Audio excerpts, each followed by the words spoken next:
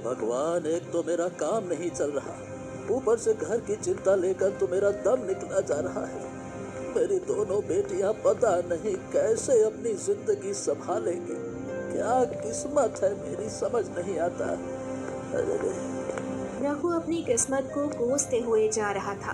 तभी एक गांव वाला आकर सामने खड़ा हो जाता है। आ, अरे बताओ मदन भाई, कैसे आना हुआ? अरे भाई, तू क्या अपनी छोटी बेटी सुधा को नहीं जानता है क्या? क्या तूने लगाम छोड़ दी है?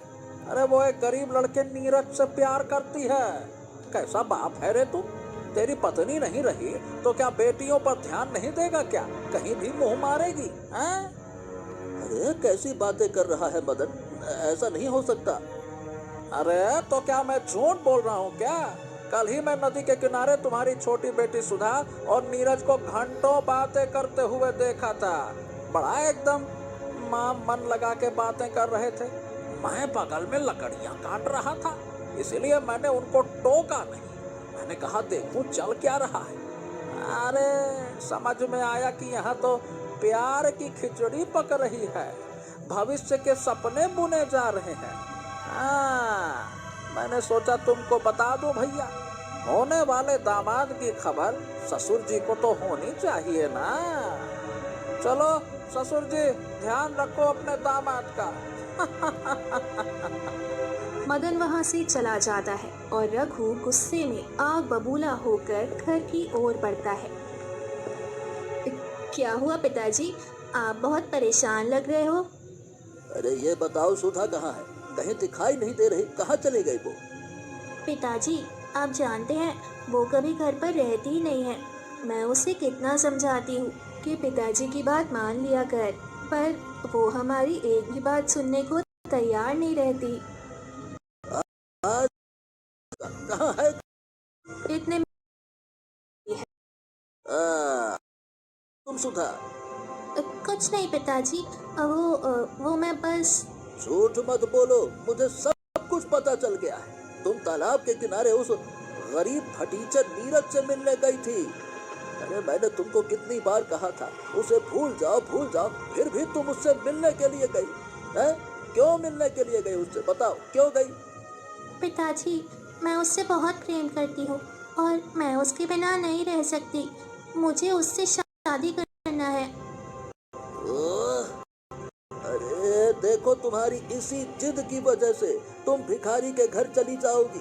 और अमायरा को देखो, नहीं तो इसकी शादी मैंने बड़े जमींदार के बेटे रामनंदन से तय की है। और तुम ससुरा एक गरीब फटीचर से प्रेम करती हो। क्या खिलाएगा, क्या पहनाएगा, कैसे रखेगा? जरा सोचो इस बारे में। तुम उससे शादी नहीं कर सकती हो, बस बात खत्म। नहीं पिताजी, मैं शादी करूंगी।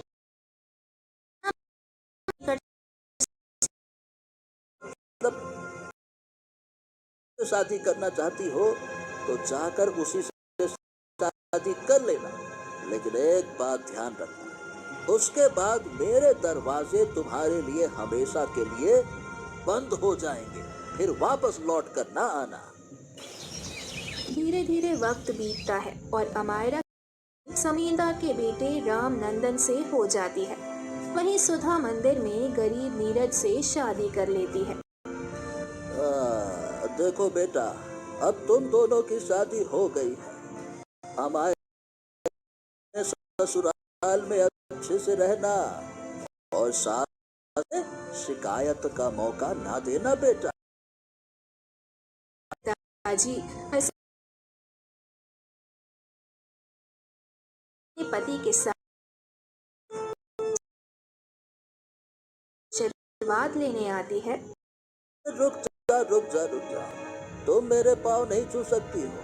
तुमने उस गरीब भिखारी नीरज से शादी की है तो मेरी बात भी कान खोल के फिर से सुन लो। जो मैंने पहले कहा था, शर्त वही के बाद मेरे घर के दरवाजे तुम्हारे लिए हमेशा के लिए बंद, मेरे लिए तुम्हारे। और आज से तुम भी मर गई हो, अपनी मर्जी से शादी की है ना, तो अब अपनी मर्जी से जीवन जियो। जाओ। रघु विकी, तो कल तक सब खराब हो जाएगा। घर में राशन भी खत्म हो चुका है। सुमित्रा इस उम्मीद में होगी कि आज कुछ पैसे लेकर आऊंगा तो घर का चूल्हा जलेगा। जैसे ही माधव ने चौराहे पर अपना ठेला लगाया, वैसे ही मोटी मोटी बूंदें गिरने लगी। देखते ही देखते बहुत तेज बारिश शुरू हो गई। लोग अपनी अपनी दुकानों के शटर गिराकर घर जाने लगे। तभी माधव ने जल्दी से एक फटी हुई पन्नी निकाली और अपनी पाव भाजी को बचाने के लिए उसे ढक दिया। वो खुद तो भीग रहा था, पर उसे चिंता अपनी भाजी की थी। तभी गांव का एक आदमी बिरजू, जो माधव के ठेले के पास से जा रहा था, उसने माधव से कहा, अरे माधव, ये क्या कर रहे हो? ऐसी आफत वाली बारिश में कौन बाहर आएगा तुम्हारी पाव भाजी खाने? घर जा भाई, वरना बीमार हो जाएगा। बिरजू भाई, गरीब को बीमारी से ज्यादा भूख का डर लगता है। आज दिन भर से 1 रुपए की भी बोहनी नहीं हुई है। अगर खाली हाथ घर गया तो सुमित्रा को क्या मुंह दिखाऊंगा?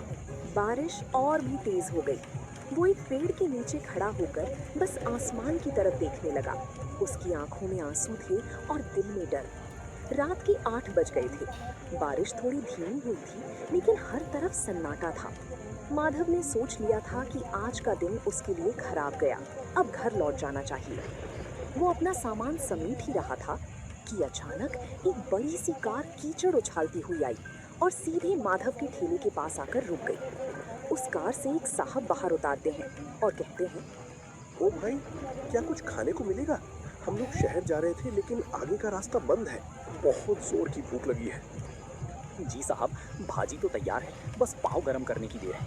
आप 5 मिनट रुकिए, मैं अभी देता हूँ। अरे भाई जल्दी करो, इस ठंड में कुछ गर्मा गर्म मिल जाए तो जान में जान आए। माधव के मुरझाए हुए चेहरे पर रौनक आ गई। उसने जल्दी से चूल्हा जलाया। मक्खन की खुशबू चारों तरफ फैल गई। उसने तवे पर भाजी को अच्छे से मैश किया और पाव को मक्खन लगाकर लाल होने तक सेका। गर्मा गर्म धुआं निकलती पाव भाजी देखकर उन मुसाफिरों की भूख और बढ़ गई।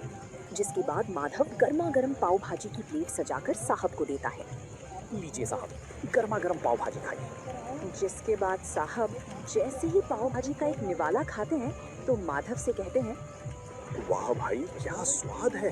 हमने शहर के बड़े होटलों में खाया है, पर ऐसी चटपटी भाजी कहीं नहीं मिली। तुमने तो कमाल कर दिया। सच में यार, इस बारिश में इसका स्वाद दुगना हो गया है। भाई 2 प्लेट और लगाओ। माधव की मेहनत रंग लाई। उन लोगों ने भरपेट खाना खाया। जब पैसे देने की बात आई तो साहब ने खुश होकर माधव को 2000 का नोट थमा दिया। साहब, ये तो बहुत ज्यादा है। मेरे पास तो छुट्टी भी नहीं है। रख लो भाई, इस मुसीबत में तुमने हमें खाना खिलाया, ये उसके लिए छोटा सा इनाम है। खुश रहो। गाड़ी वहां से चली गई। तभी माधव ने उस नोट को अपने सिर से लगाया और भगवान का शुक्रिया किया। वो जल्दी जल्दी अपना ठेला लेकर घर की तरफ भागा।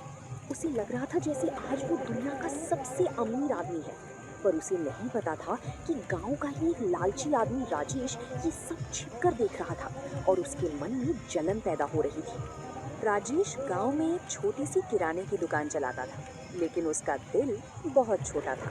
जब उसने देखा कि कल रात माधव ने एक ही बार में 2000 रुपए कमा लिए, तो उसके पेट में वो बात पच नहीं पाती। वो सोचने लगा कि अगर ये गरीब पाव भाजी वाला ऐसे ही पैसे कमाने लगा तो कल को ये मेरी बराबरी करने लगेगा। जिसके बाद उसने अपने चेले से कहा, देख रहा है कल्लू, कल तक जिसके पास नमक खरीदने के पैसे नहीं थे, आज उसके ठाठ देख। ये शहर वाले भी पागल हैं, कहीं भी रुककर कुछ भी खा लेते हैं। हमें कुछ ऐसा करना होगा कि इसकी दुकान पर कोई कदम भी ना रखे। शाम को फिर से हल्की हल्की बूंदाबांदी शुरू हो गई।